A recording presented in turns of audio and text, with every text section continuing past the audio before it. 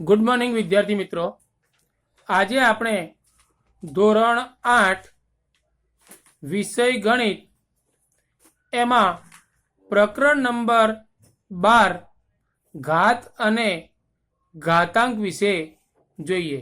મિત્રો, આ પ્રકરણની અંદર સ્વાધ્યાય 12.1 એના 1 થી 3 દાખલા આપણે જોયા હતા।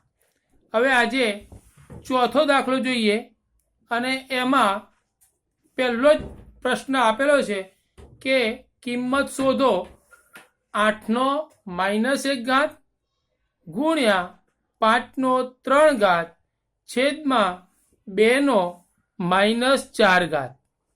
હવે મિત્રો અહીં આગળ જુઓ કે સામાન્ય રીતે આપણે જોઈએ છીએ કે જો માઇનસ ઘાત હોય તો એને 1ના છેદમાં લખી દઈએ તો એ ધન ઘાત થઈ જાય। એટલે 8નો -1 ઘાત છે એને આપણે નીચે લઈ લઈએ અને આ જે 2નો -4 ઘાત છે એને ઉપર લઈ લઈએ એટલે આ નીચે 8નો 1 ઘાત થઈ જાય અને 2નો -4 ઘાત છે એ ઉપર જશે એટલે 2નો +4 ઘાત થઈ જાય। એટલે માટે 2નો 4 ઘાત ગુણ્યા 5નો 3 ઘાત, આ 2નો 4 ઘાત ગુણ્યા આ 5નો 3 ઘાત તો ધન જ છે એટલે આપણે ઉપર રાખીએ અને છેદમાં હવે આ જે પદ છે 8નો -1 ઘાત એને નીચે લઈએ એટલે 8નો 1 ઘાત બરાબર।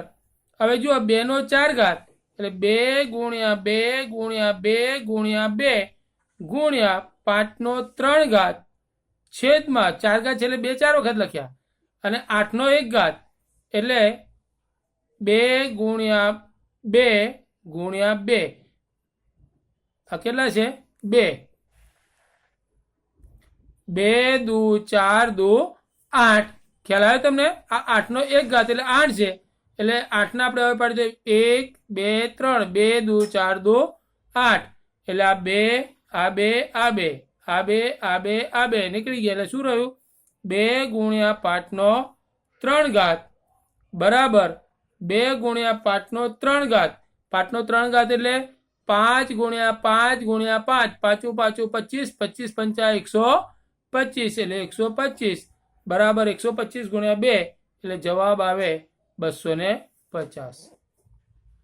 મિત્રો આ જે છે આ જે સ્ટેપ છે એને આપણે બદલી અને આની જગ્યાએ આ જુઓ 2નો 4 ઘાત છે ઉપર કેટલો ઘાત છે આ 2નો 4 ઘાત એટલે આ રીતે આપણે અહીંથી લખી શકીએ કે 2નો 4 ઘાત ગુણ્યા 5નો 3 ઘાત છેદમાં 8નો 1 ઘાત એટલે 8 કહેવાય।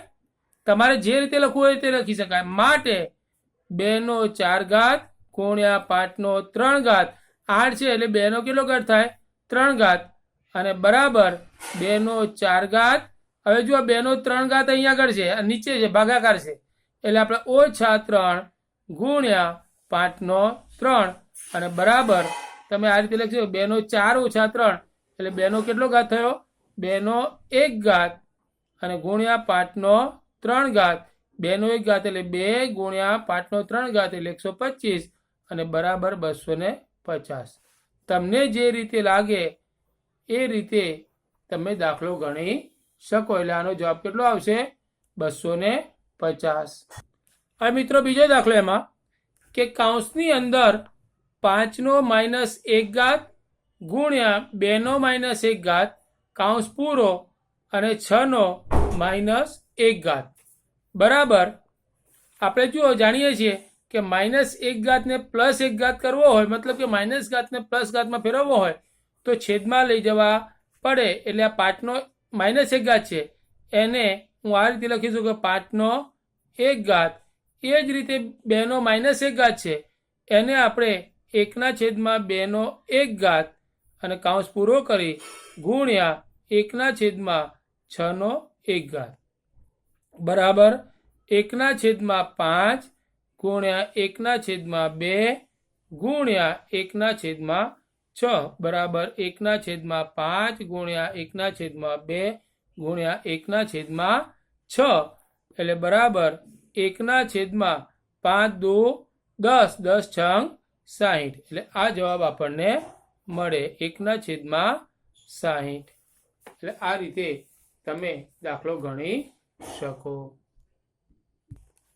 મિત્રો હવે એક્ઝામ્પલ નંબર 5 જોઈએ કે જો 5નો m ઘાત ભાગ્યા 5નો -3 ઘાત બરાબર 5નો 5 ઘાત હોય તો m ની કિંમત શોધવાની છે.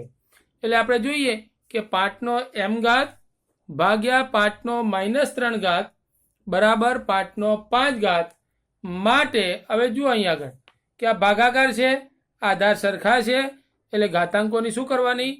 બાદબાકી. એટલે 5નો આ m ઘાત આ ભાગ્યા છે એટલે માઇનસ આ કેટલો ઘાત છે? -3 ઘાત બરાબર 5નો 5 ઘાત માટે 5નો m -3 ઘાત એટલે 5નો m વત્તા 3 ઘાત બરાબર 5નો 5 ઘાત.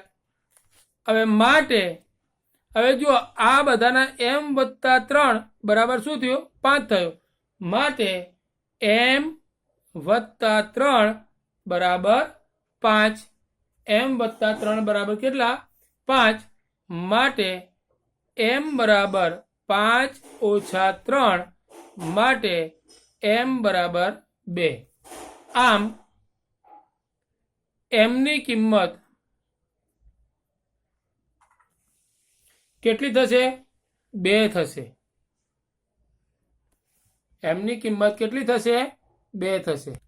મિત્રો આપણે એક્ઝામ્પલ નંબર 6 જોઈએ અને એનો પહેલો દાખલો છે કે છગડીયા કૌંસમાં 1/3 છગડીયા કૌંસમાં નાના કૌંસની અંદર 1/3 એનો -1 ઘાત ઓછા કૌંસની અંદર 1/4 કૌંસ પૂરો એનો -1 ઘાત છગડીયો કૌંસ પૂરો અને આ બધાનો -1 ઘાત.